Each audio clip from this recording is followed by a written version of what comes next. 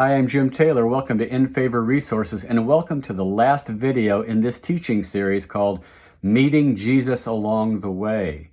This is the 8th and final video here, and we hope that you've gained a little more appreciation for the importance of highways in history, in Scripture, in Indiana. Now, for this final video, you'll need to again pause the video. Go to our website, infavorresources.com, download the handout for video number 8, and at the top it should say, Indiana is a highway for revival. We'll explain what that means in a little bit. Now, over the course of these 8 videos, I hope you've picked up that highways are meant to be faster than the other roads because they are more direct, a more direct route to the destination. These are not roads that came about through the trampling of hoofs from herds of buffalo. These roads were carefully planned. They were executed. They were constructed. And people in every area of recorded history have taken great pains to build these kinds of roads and then maintain them. And in times of peace and safety, travelers have always preferred to take to the highway. And don't we do that today? I mean, if you're in Indiana and you're going to Terre Haute, or you're going to Fort Wayne, you're thinking, where's the highway? Where's 70? How can I get on 69? Because the highways are the faster, more direct route. On your handout, I've gathered a few of the advantages of highway travel, and I realize that we've touched on some of these at different places and for different reasons, but I've gathered them together in the same place, and actually it's the final one, it's number 4, that is most important. But let's review why it is that over the centuries, there have been several prominent reasons for enduring the cost and the effort to create these roads, and not just enduring it, but insisting on it, that they be built and maintained. Why are these highways so important? The first advantage, to facilitate trade. That's the first blank on your handout there, to facilitate trade. Commerce. The wealth from trading and commerce is a lifeline for any civilization, and good highways promote trade between towns and regions and nations by making travel easier and more direct. Because Israel formed this land bridge between Asia and Africa and between the Mediterranean Sea and the desert, their highways, their network of highways and roads were utilized by many different nations, from the Hittites all the way up to the Romans, as avenues for trade and commerce. Remember, the Silk Road, the oldest highway in the ancient world, came from China all the way to Rome and carried goods for sale and for trading. So first of all, it facilitates trade. The second advantage is for military purposes. That's the second blank on your handout. For military purposes. Military campaigns benefited by moving armies quickly and safely, and highways provided the means for both of those. So 1,000 years before Jesus, the Assyrians sent out road-building parties, and the armies followed them. They marched on the roads when they were completed. The Assyrians maintained an extensive system of roads to facilitate their military campaigns. The Romans built up and fortified many roads that had been in use for centuries. Having good roads enabled them to deploy and move their troops much faster. So, for facilitating trade and for military purposes. Here's a third advantage, and it's just for general ease of movement. General ease of movement. This is not for the soldier or for the merchant necessarily, but just for Mr. and Mrs. Everyday Guy. Safe roads, well-built safe highways on your handout there encourage and facilitate personal transportation. It's better for a nation if everybody there in the nation can get around. It was Irenaeus who said the Romans had given the world peace, and we travel without fear along the roads and cross the seas whenever we wish. So safe roads, especially in an era before radio waves were discovered, before there was an internet, communication had to occur because you went someplace, you went to a destination and you spoke the words or had a servant do it, or you wrote down or inscribed the information and you took it or had a servant take it to the destination. So safe roads permit communication, better communication. Couriers could travel quickly with important news.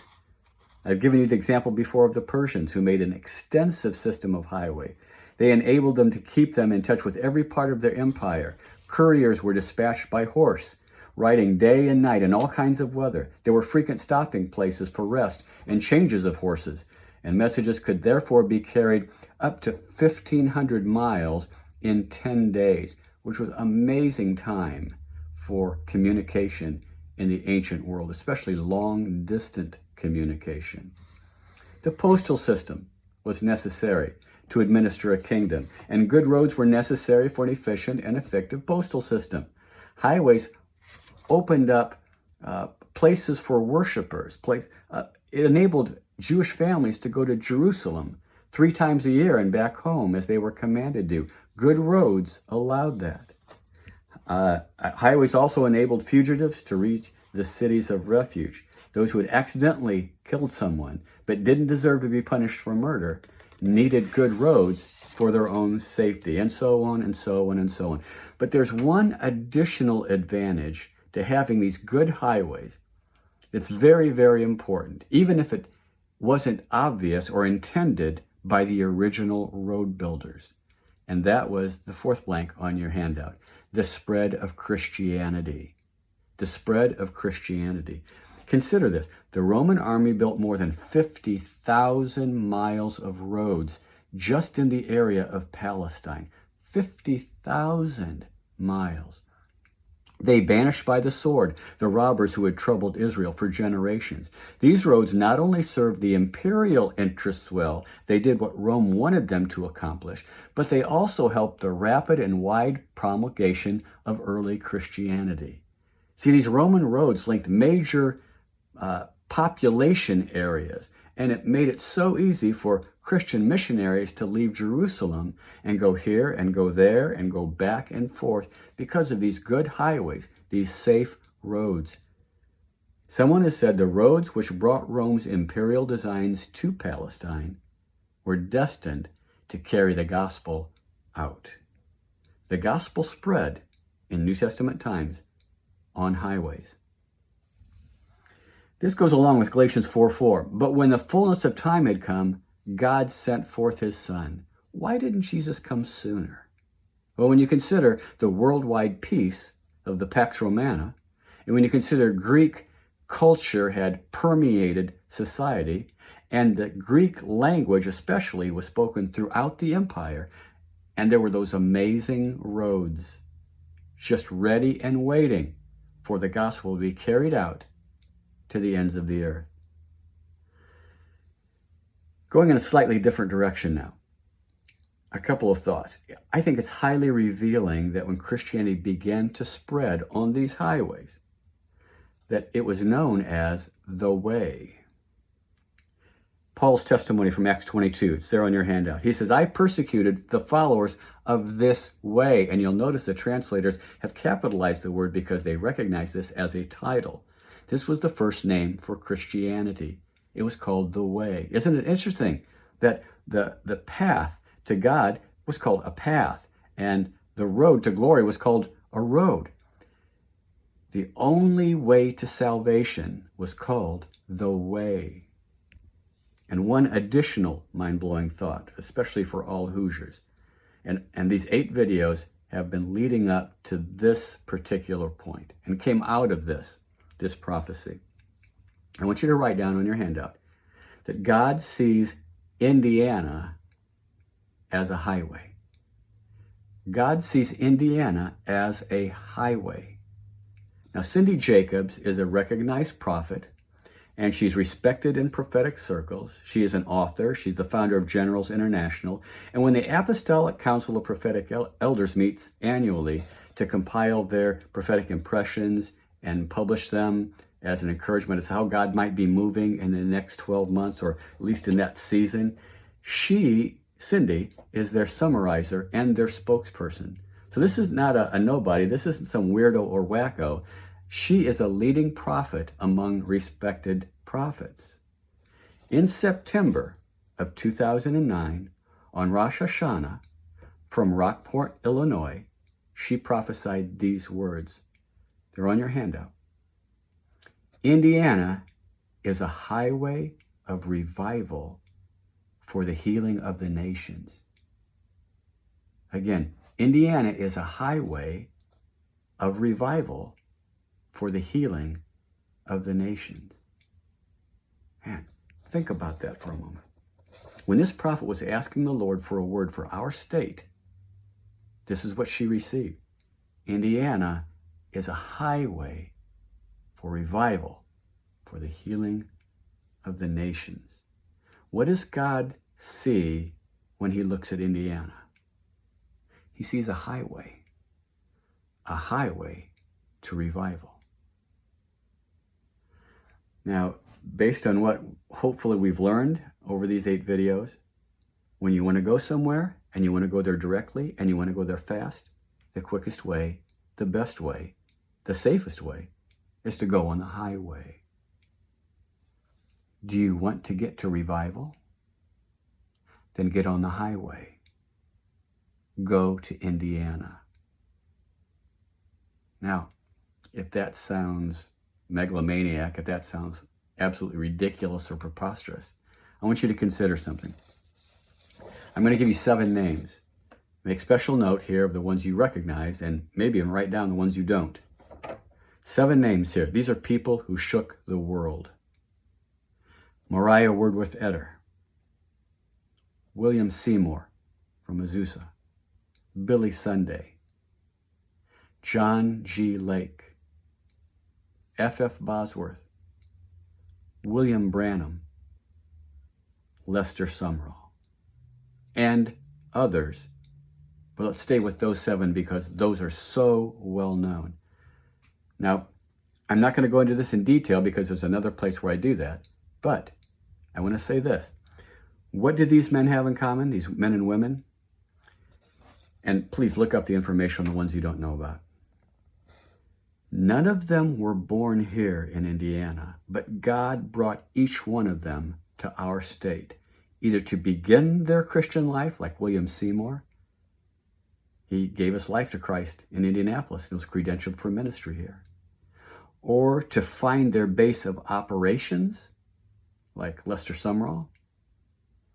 Or to begin their ministry, like Mariah Woodworth Etter and William Branham. Or to be prepared and sent out to the nations, like Lester Sumrall or John G. Lake. This in a way that could only happen here. They needed to come to Indiana. Congratulations, Hoosiers. We live on the highway to revival for the healing of the nations. This is amazing. For follow-up, I'm going to suggest 2 things. The first one is you look up information on those 7 people, even if you know things about them. But this time, as you read their biographies, as you look at the articles, as you search for them on the internet, look for the Indiana connections. They're pivotal to these people, their ministries, and their future, and to the kingdom of God. The time they spent in Indiana was important. And then you can buy the book, Seeing Indiana the Way God Sees Us. I'm hoping to publish that by the end of 2021. The Lord willing, it'll be out sooner than that. It's published by In Favor Resources. And the first half of that book deals with this prophecy and its implications and the background of Indiana highways. Many of the things that we've been talking about in these videos came out of the book and are treated there in detail.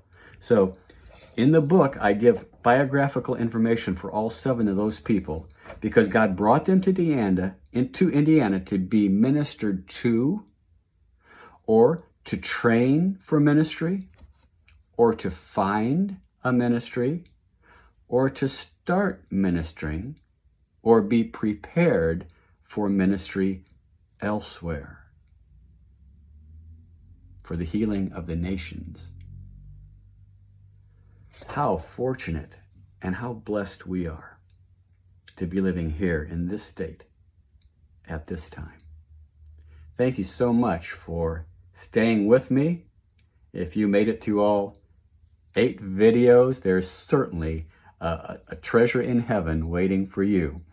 And more knowledge here on earth, because Hoosiers, you are living in the right place and you're living here at the right time, and you are the right person. God bless you. Check out the information at the bottom of your handout, our website, our Facebook page, the YouTube channel. And if you're intrigued by Indiana's importance in this idea, then be sure and check out that first series on the website or the YouTube channel called Why You Never Ever Need to Be Afraid or Ashamed of Being a Hoosier. It's called Hoosier Proud. Just 4 videos, but you'll be glad you live here if you watch those. God bless you, and thank you for the work that you're doing for the kingdom in Indiana.